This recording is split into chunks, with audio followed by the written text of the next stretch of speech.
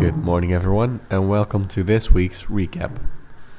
This week I wanted to focus on the shower floor and try to get some tiles in.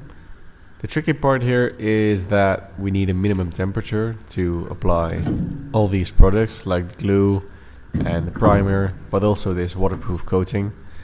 So as I said before, that's why we run the heating to raise the temperature just a little bit so we can work with these products. I'm applying the second coat of waterproofing here, and hopefully after that we can go for the primer that you've seen on the walls as well, the dark grey one.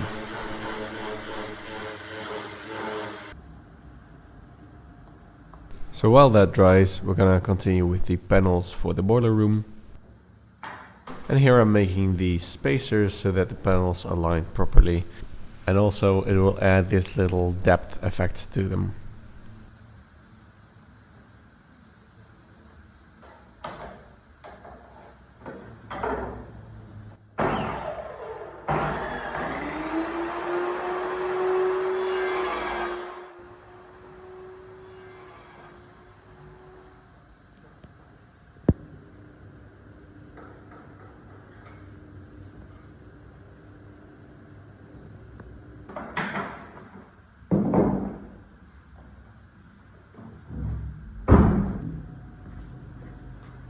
Again, super curious to how they will come out, because as you can see when I stand on the panels they bend a little bit, so if one panel bends just a bit and the other one doesn't, they will not be parallel. So I'm very curious to see the end result here myself.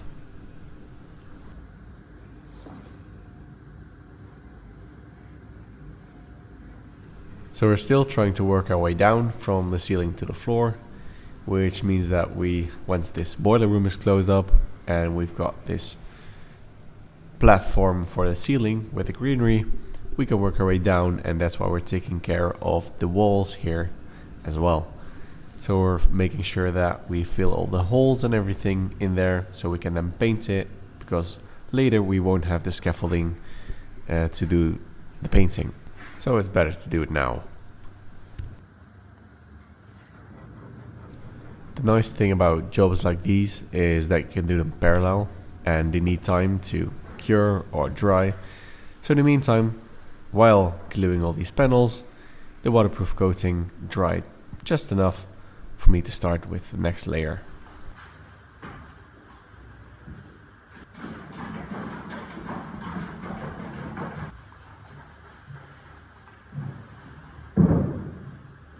So as per the test that we've seen in earlier episodes, we got the best results with a double layer of waterproof coating, which is on the OSB here, and then a layer of primer, which I am applying right now. And then hopefully the tiles and the glue and everything will stick, while also having maybe some protection from water if it were to penetrate. Thanks for all the comments and feedback. I know it's a bit unconventional to do it like this, and you should create like this little box of sorts that is sealed on all sides. My idea was, since I don't know why, but this probably has a good reason. If someone knows, then please do tell me. My idea was to use waterproof grout. Since all the grout is not waterproof, it penetrates over time, and then you need this waterproof box underneath. However, there's also waterproof grout, which I intend to use. So if I use that, I should be all good, hopefully. If anyone has experience with waterproof grout, then I'm super happy to hear about it, obviously. Also, because I can't imagine anyone wanting to use the not waterproof grout over the waterproof grout, so that's something I still don't really understand.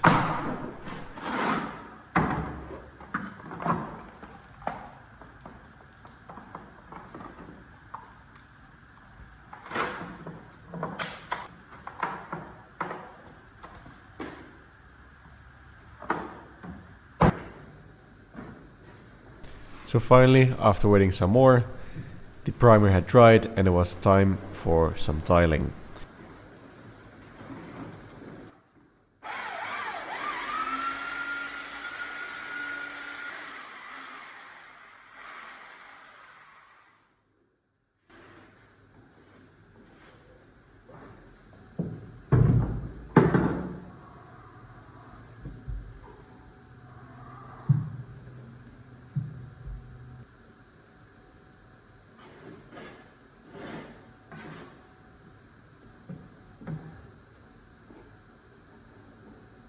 Although it is quite a big shower, when you're trying to work, it is quite a limited space. So it was very tricky to prepare the glue, prepare the tiles, put down the tiles, trying to align them, make them level, and not messing up the work you've done before. So that was quite a hassle, but I think we managed all right.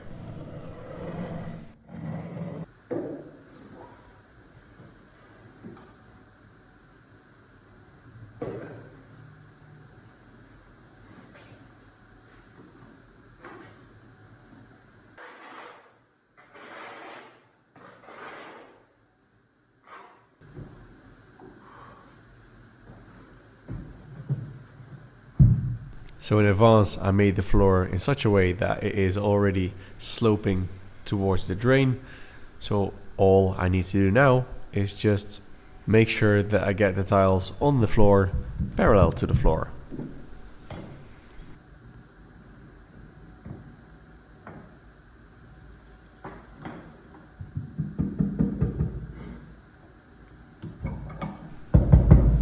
I think the most challenging part is going to be the grout, and you can see that the space between the tiles, between some of the tiles and, for example, the walls, are not equal. That's because I've done this right one time, so that's probably why. But it's quite hard, and it's going to be challenging with the grout to fill up all these little spaces in between the tiles, because the tiles sometimes touch each other. So there's no space for grout, but there needs to be grout in order to make it waterproof. So that's going to be quite the challenge. The other challenge, as I said before, was the space. So getting these huge tiles in, or well, one huge tile was a nightmare, and getting everything level was as well. But I think in the end, I managed quite all right.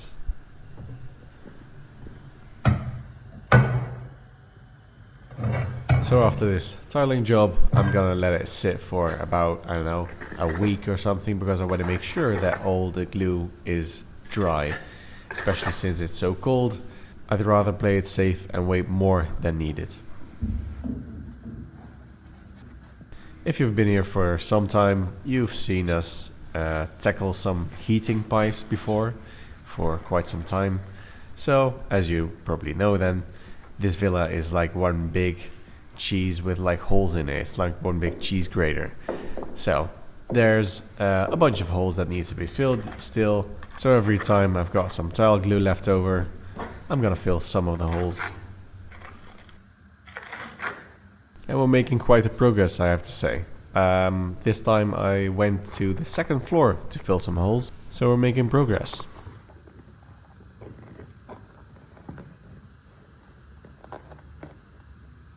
Since it's tile glue, I figured I fix these tiles as well. It's not the most beautiful job, but you know, it's done and it's fine, I guess.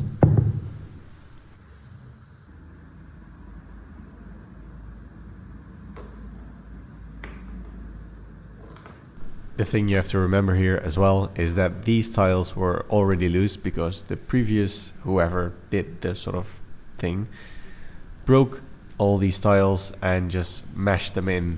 So the only thing we did is they were already loose, take them out. So now we're just putting them back where they came from. Good morning, everyone. Exciting little test today to start with. We're gonna try and see if these panels are mounted properly or not. So I'm gonna put these hooks in and then put like 20-30 kilograms on them to see if they will if they adhere to the ceiling properly. Let's see.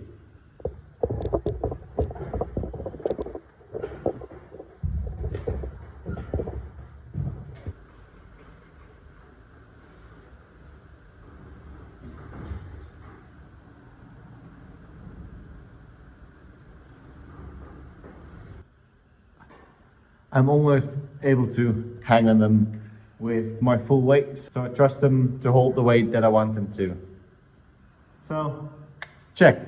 Now we can move on to making the whole greenery platform itself, which is quite a task in this limited space here that we have.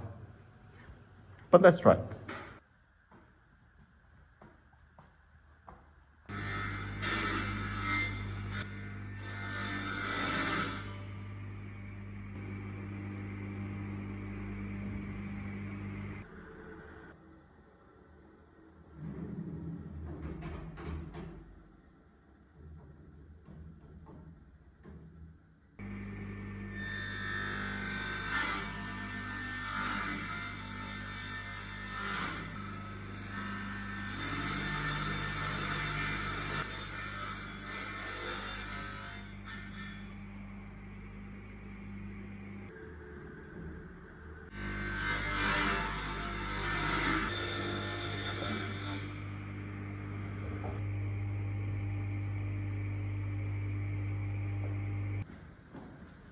So after having cut some of the parts for the greenery platform, it was time to check if I'm still doing the right thing.